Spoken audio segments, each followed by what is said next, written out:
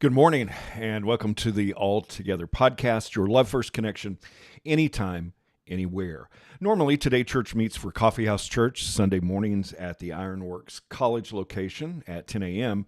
But this Sunday, two churches will be worshiping all together. We'll be joining with New Hope Baptist Church for worship this morning at 10:30 a.m. I want to encourage you to be there. You still have plenty of time, and they are also providing lunch after the service.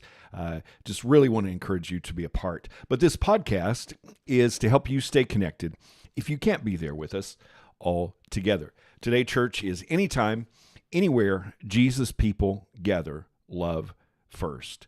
Today, for part of the service, I'll be speaking, and the topic for today's message will be like a good neighbor. Your purpose is there. And I apologize for those of you who are now singing the State Farm insurance song. But I hope to make 3 points today during this podcast and also in the sermon. First of all, who is my neighbor is always the wrong question. Second, following religion instead of Jesus will lead you to the wrong side of the road. And last point, the secret to abundant eternal life is becoming the hero in someone else's story. Let's read today from Luke 10:25 through 29. Now, an expert in religious law stood up to test Jesus, saying, "Teacher, what must I do to inherit eternal life?" He said to him, "What is written in the law? How do you understand it?" The expert answered, "Love the Lord your God with all your heart, with all your soul, with all your strength, with all your mind, and love your neighbor as yourself." And Jesus said to him, "You have answered correctly. Do this, and you will live." But the expert, wanting to justify himself, said to Jesus, "And who is my neighbor?"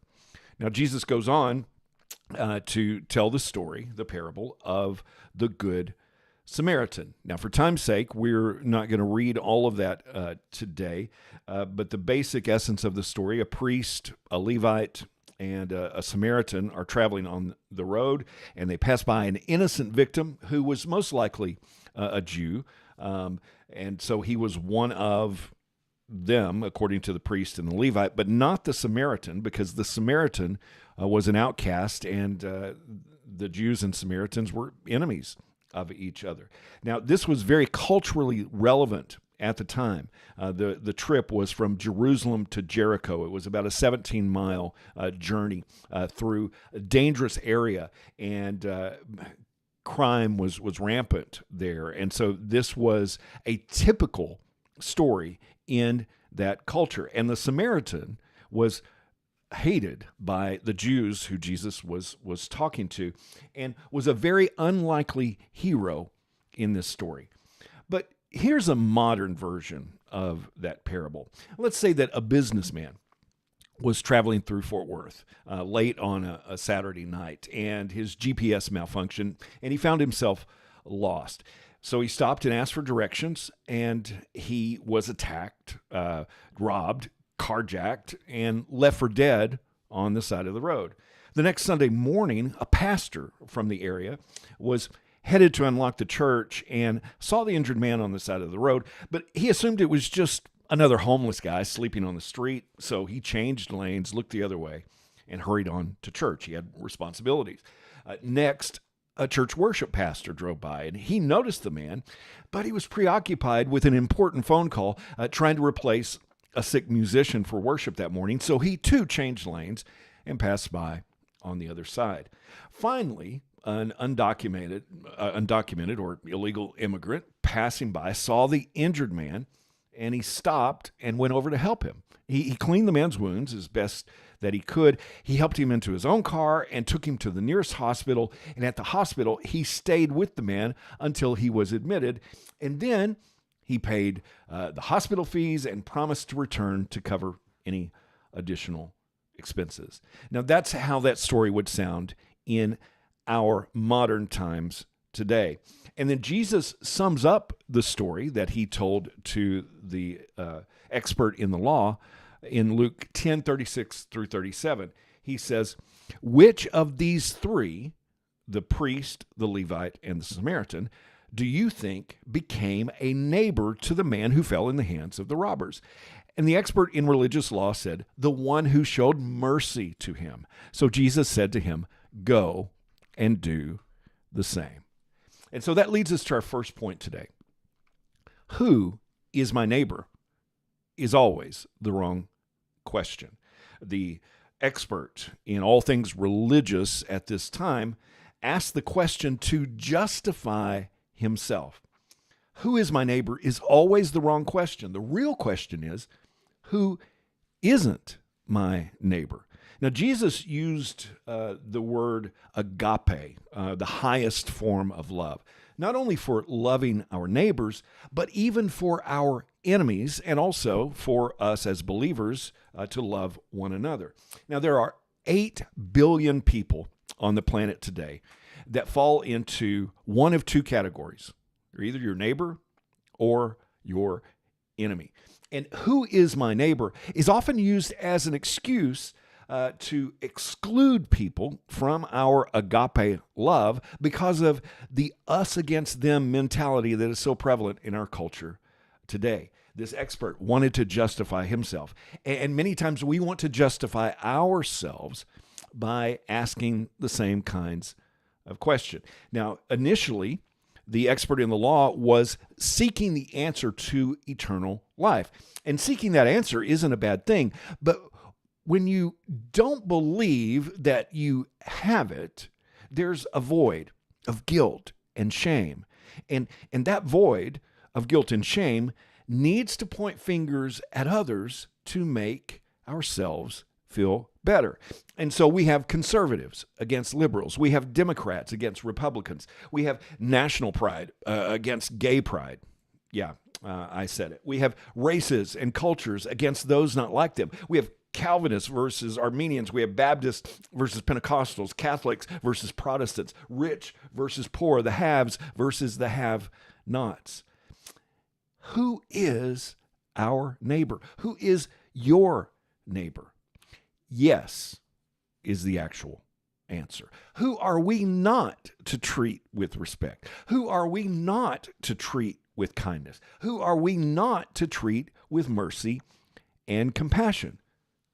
Who is my neighbor is always the wrong question. Jesus told us to focus on those who are needy. In fact, the eternal pop quiz that we are all going to stand before Jesus one day and have to answer will be about this. In Matthew 25:40, the king will answer to them, "I tell you the truth, just as you did it for one of the least of these, my brothers or sisters of mine, you did it for me." And unfortunately, those who didn't do those things for the least of these suffer the eternal consequences. So the question is, who is that needy person that we ignore? Well, it's actually Jesus. When we see someone in need, our response should not be to judge them, to condemn them, but our response should be, wow, that's who Jesus said he was. That's who Jesus told us to do good for. The least of these. Because when we do something for the needy, we are actually doing it for Jesus. So who are we ignoring with the "who is my neighbor" question? It's Jesus. And the next point, following religion instead of Jesus will lead you to the wrong side of the road. Jesus asked and told us about the treasure that we hold dear. He said that where our treasure is, there our hearts will be also. And where do we put our treasure? And where is our heart? Statistically, American Christians give about 2.5% of their income to churches. And then what do churches spend it on? Well, it's sad, but 60 to even 90% of church income goes to salaries, properties, and administrative costs. And those things are necessary, but are they important? And should they be the priority? And what do we invest in the least of these, in the needy? Well, it's staggering and sad, but statistically, about 1% of church income is invested in local and national benevolence. And then about 2% is dedicated to helping those around the world with benevolence. And the largest expense in churches today pays the salaries of those who exist to keep the church going. In fact, corporate America spends less percentage on salaries for CEOs than the church spends. You see, when the church is about control, when the church is like a business or a corporation and not compassion, that's the wrong side of the road. Are we enforcing morality instead of showing empathy? Following religion instead of Jesus will lead you to the wrong side of the road, ignoring the least of these.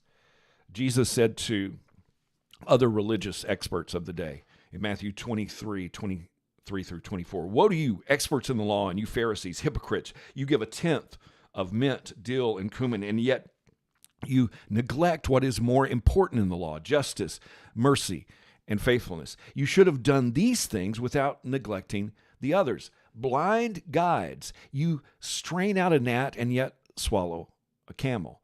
Now, the mint and the dill, those were the smallest things, and the Pharisees were so strict about their giving laws that they would tithe on everything. But Jesus is telling them that they missed the most important thing. You see, you can have all of the rules right. You can show up to church every Sunday. You can tithe. You can worship. You can serve. But without love, which is reflected in justice, mercy, and faithfulness, we miss everything.